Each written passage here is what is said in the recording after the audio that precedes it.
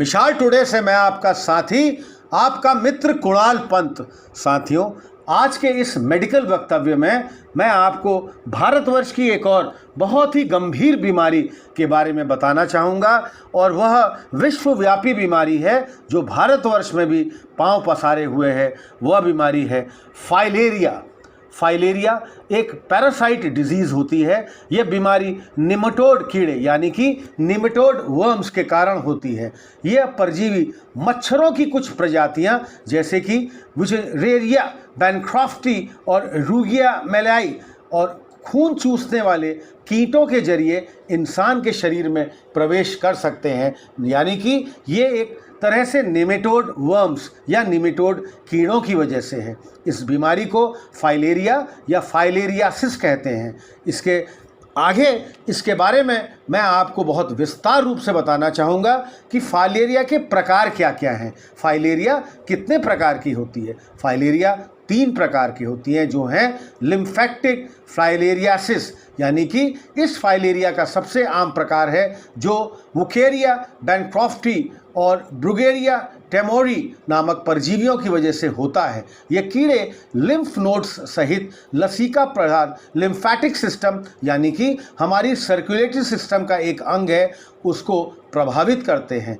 Lymphatic filaria या एलिफेंटाइटिस मतलब कि हाथी पांव जो है वो भी इसको कहा जाता है, जो कि लिम्फेटिक फाइलेरियासिस में होता है। अब दूसरे तरह का फाइलेरिया वो है सबक्यूटेनियस फाइलेरियासिस। ये लुआ आईवॉर्म और ऑनकोकीरिया वॉल्वोलस नामक परजीवियों के कारण होता है। यह त्वचा की निचली परत पर प्रभावित करता है। तीसरे प्रकार का जो फाइलेरिया होता है उसको हम कहते हैं serious cavity filariasis. Serous cavity filariasis, यह भी फाइलेरिया के प्रकार की एक श्रेणी में ही आता है। अगर हम इसके आगे बात करें तो हम आपको बताना चाहेंगे कि ऊपर बताए गए फाइलेरिया के 2 प्रकार यानी कि सबक्यूटेनियस और सीरियस बहुत ही दुर्लभ हैं। इनके बारे में बहुत अधिक जानकारी भी उपलब्ध नहीं है। वहीं लिम्फेटिक फाइलेरिया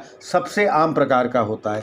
अब साथियों, अब हम जानते हैं कि ये लिम्फेटिक फाइलेरिया और ये फाइलेरिया होता ही क्यों है। फाइलेरिया, इसके फाइलेरियासिस जो माना जाता है, इसके कारण क्या होते हैं। फाइलेरिया का इलाज तब और भी आसान हो सकता है जब इसके कारण के बारे में पता लग जाए। अगर फाइलेरिया के कारण की बात की जाए तो इस बारे में हम पहले भी आपको बता चुके हैं कि यह एक निमेटोड परजीवी यानी कि निमेटोड वर्म्स के मारे होता है। यह परजीवी मच्छरों और अन्य रक्त पीने वाले कीटों के जरिए एक स्वस्थ व्यक्ति के शरीर में दाखिल हो सकता है। और इसके अगर हम आगे जानें तो फाइलेरिया का अनेकों कारण बन सकते हैं, जैसे कि फाइलेरिया का मैंने आपको बताया वुकेरेरिया बैनक्रॉफ्टी, ब्रुगेरिया मेलाई, ब्रुगेरिया टिमोरी और मानसोलेना। अगर आपके ये मन में बात आती होगी कि फाइलेरिया का पता कैसे चलता है, अब हम आपको यही बताते हैं कि इसके लक्षण या इसके सिम्टम्स, फाइलेरिया के सिम्टम्स क्या क्या होते हैं।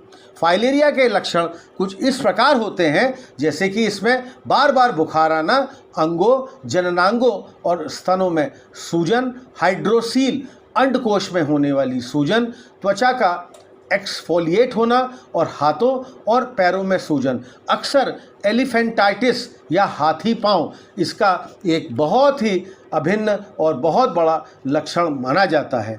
अब अगर हम फाइलेरिया के जोखिम कारक यानी कि रिस्क फैक्टर्स ऑफ फाइलेरिया की बात करें तो अब इसमें लंबे वक्त से ट्रॉपिकल या सब ट्रॉपिकल रहने वाले लोगों में इसके सबसे ज़्यादा लक्षण पाए गए।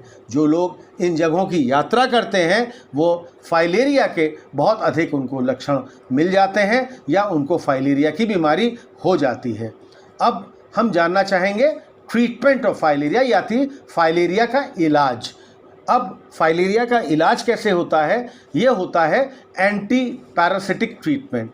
जैसे कि मैंने आपको पहले ऊपर भी बताया था कि निमेटोड कीड़ा या कि निमेटोड वर्म फाइलेरिया का कारण बनते हैं। ऐसे में इन्हें खत्म करने के लिए या समाप्त करने के लिए एंटी पैरासिटिक उपचार किया जाता है, जिसमें डॉक्टर मरीज को निम्न बताई हुई दवाएं दे सकते हैं। इसमें अलग अलग दवाइयां हैं, क्योंकि जो एंटी पैरासिटिक दवाइयां मानी जाती हैं, जैसे कि एल्बेंडाजोल, आइवरमेक्टिन, डॉक्सीसाइलिन और DEC, जो कि है डाई इथाइल कार्बोनोमिक साइट्रेट।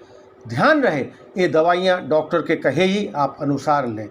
कुछ मामलों में फाइलेरिया का इलाज सर्जरी से भी होता है। अगर समस्या ज़्यादा बढ़ गई या गंभीर रूप ले लेती हो तो इन मामले में डॉक्टर सर्जरी ही करते हैं। सर्जरी से काफ़ी हद तक सुधार हो जाता है, लेकिन सर्जरी के बाद संक्रमण का खतरा लगातार बना भी रह सकता है। इसलिए बेहतर है कि शुरुआती लक्षणों पर ध्यान देकर तुरंत आप डॉक्टर से सलाह लें।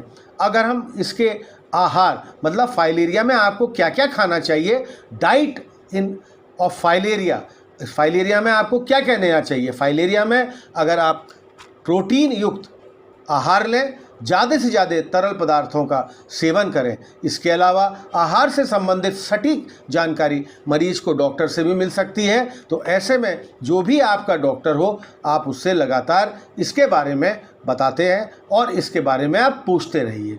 और अगर हम फाइलेरिया से बचने, अगर इसमें हम हाथी पाँव या फाइलेरिया या एलिफेंटाइटिस जो है, अगर हम इससे बचना चाहें तो कुछ इस निम्न बातें इसमें आप ध्यान रखिए। शाम के वक्त बाहर से या घर में पूरे कपड़े पहने, सोने से पहले आप मच्छरदानी लगाएं, घर में मच्छर भगाने वाली लिक्विड दवाओं का आप उपयोग करें और बीच बीच में अपना बॉडी चेकअप आप ज़रूर कराएं।